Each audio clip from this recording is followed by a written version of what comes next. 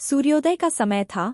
जल में किनारे की ओर कमल प्रफुल्लित थे और तटस्थ वृक्षों पर पक्षीगण कलरव कर रहे थे। उस अपूर्व शोभा को देखकर बहूजी अपने शरीर की दशा भूल गईं और मन में सोचने लगी कि क्या मैं स्वर्गलोक में आ गई हूँ या केवल स्वप्न अवस्था में हूँ, और यदि मैं मृत्युलोक ही में इस दशा को प्राप्त हुई हूँ तो भी परमेश्वर मुझे इसी सुखमय अवस्था में सर्वदा रहने दे। परंतु इस संसार में सुख तो केवल क्षणिक होता है। सुख की तो बौछार नहीं है, दुख का में बरसता है। यह मुर्दे का गाँव रे बाबा, सुख महंगा दुख सस्ता है। थोड़ी ही देर बाद पक्षीगण उड़ गए और लहरों के उद्वेग से कमलों की शोभा मंद हो गई। सीढ़ी का हिंडोलना भी अधिक हिलने लगा, जिससे कृशित शरीर को कष्ट होने लगा। बहूजी का जी ऊबने लगा।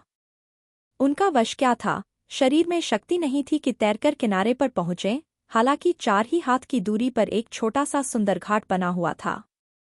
वह मन में सोचने लगी कि शायद मुझको मृतक समझ मेरे पति ने मुझे इस तरह बहा दिया है, परंतु उनको ऐसी जल्दी नहीं करनी चाहिए थी। मेरे शरीर की अवस्था की जांच उन्हें भली भांति कर लेनी चाहिए थी। भला उन्होंने मेरा त्याग किया तो किया, उनको बहुत सी स्त्रियां मिल जाएंगी, परंतु मेरे नादान बच्चे की क्या दशा हुई होगी। अरे, वह मेरे वियोग के दुख को कैसे सह सकता होगा। हाँ, वह कहीं रो रो के मरता होगा। उसको मेरे सदृश माता कहाँ मिल सकती है, विमाता तो उसको और भी दुखदायिनी होगी। हे परमेश्वर, यदि मैं मृत्युलोक ही में हूँ तो मेरे बालक को शांति और मुझे ऐसी शक्ति प्रदान कर कि मैं इस दशा से मुक्त होकर अपने प्राणप्रिय पुत्र से मिलूं।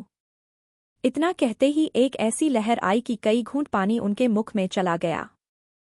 गंगाजल के पीते ही शरीर में कुछ शांति सी आ गई और पुत्र के मिलने की उत्कंठा ने उनको ऐसा उत्तेजित किया कि वह हाथों से धीरे धीरे उस सीढ़ी रूपी नौका को खेकर किनारे पर पहुंच गईं। परंतु श्रम से मूर्छित होकर भूमि पर गिर पड़ी। कुछ देर बाद जब होश आया तो उस स्थान की रमणीयता देखकर फिर उन्हें यही जान पड़ा कि मैं मरने के पश्चात स्वर्गलोक में आ गई हूँ। गंगाजी के उज्ज्वल जल का मंदमंद प्रवाह आकाशगंगा की शोभा दिखाता था और किनारे किनारे के स्थिर जल में फूले हुए कमल ऐसे देख पड़ते थे जैसे आकाश में तारे। दोहा, गंगा के जल गात पैदल जलजात सुहात, जैसे गोरे देह पे नील वस्त्र दरसात। तट पर अम्बकदम्बशोकादि वृक्षों की श्रेणियां दूर तक चली गई थी और उनके समीप के उपवन की शोभा, जहां बसंत ऋतु रहियो लुभाई, ऐसी मनोहर थी कि मनुष्य का चित्त देखते ही मोहित हो जाता था। कहीं करौंदे, कहीं कोरैया, इंद्रबेला आदि के वृक्ष अपने फूलों की सुगंध से स्थानों को सुवासित कर रहे थे। कहीं बेला, कहीं चमेली, केतकी, चंपा के फूलों से लदी हुई डालियां एक दूसरे से मिली हुई यूं देख पड़ती थीं जैसे पुष्पों की माला पहने हुए सुंदर बालिकाएं एक से एक हाथ मिलाए खड़ी हैं। उनके बीच बीच में ढाक के वृक्ष लाल फूलों से ढके हुए यूं देख पड़ते थे जैसे संसारियों के समूह में विरक्त बनवासी खड़े हों। इधर तो इन विरक्तों के रूप ने बहूजी को अपनी वर्तमान दशा की ओर ध्यान दिलाया, उधर कोकिला की कूक ने हृदय में ऐसी हूक पैदा की कि एक बार फिर बहूजी पति के वियोग की व्यथा से व्याकुल हो गई और कहने लगी कि इस शोक सागर में डूबने से बेहतर यही होगा कि गंगाजी में डूब मरूं। फिर सोचा कि पहले यह तो मैं विचार लूं कि मेरा मरना भी संभव है या नहीं। यदि मैं स्वर्गलोक के किसी भाग में आ गई हूं तो यहाँ मृत्यु कैसे आ सकती है, परंतु यह स्वर्गलोक नहीं जान पड़ता क्योंकि स्वर्ग में शारीरिक और मानसिक दुख नहीं होते और मैं यहाँ दोनों से पीड़ित हो रही हूँ। इनके अतिरिक्त मुझे क्षुधा भी मालूम होती है।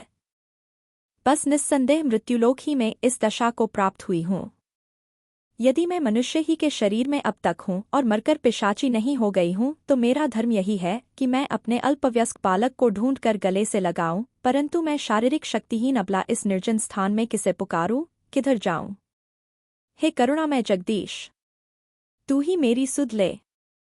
यदि तूने द्रौपदी, दमयंती आदि अबलाओं की पुकार सुनी है तो मेरी भी सुन। यह कहकर गंगाजी की ओर मुंह फेर घाट पर बैठ गई और जल की शोभा देखने लगी।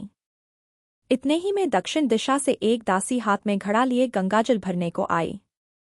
जब उसने पीछे से ही देखा कि कोई स्त्री कफन का श्वेत कपड़ा पहने अकेली चुपचाप बैठी है, उसके मन में कुछ शंका हुई।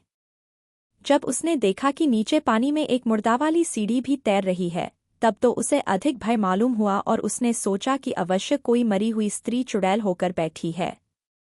जब उसके पाँव की आहट पाकर बहू जी ने उसकी ओर मुंह फेरा और गिड़गिड़ाकर उससे कुछ पूछने लगी तो वह उनकी खोड़राई हुई आंखों और अधमरी स्त्री की सी चेष्टा देखकर भय से चिल्ला उठी और चुड़ैल चुड़ैल करके वहीं घड़ा पटक कर भागी। बहू जी ने गला फाड़ कर उसे बहुत पुकारा, पर वह न लौटी और अपने ग्राम में ही जाकर उसने दम लिया। जब उसकी भयभीत दशा देखकर और स्त्रियों ने उसका कारण पूछा तब उसने सब वृत्तांत कह सुनाया, परंतु वह ऐसी डर गई थी कि बार बार घाट ही की ओर देखती थी कि कहीं वह चुड़ैल पीछे पीछे आती न हो। उस समय ग्राम के कुछ मनुष्य खेत काटने चले गए थे और कुछ ठाकुर विद्वत सिंह के साथ टहलने निकल गए थे। केवल स्त्रियां और लड़के गांव में रह गए थे।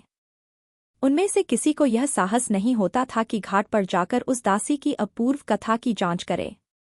चुड़ैल का नाम सुनते ही वे सब ऐसी डर गई थीं कि अपने अपने लड़कों को घर में बंद करने लगी कि कहीं चुड़ैल आकर उन्हें चबा न डाले।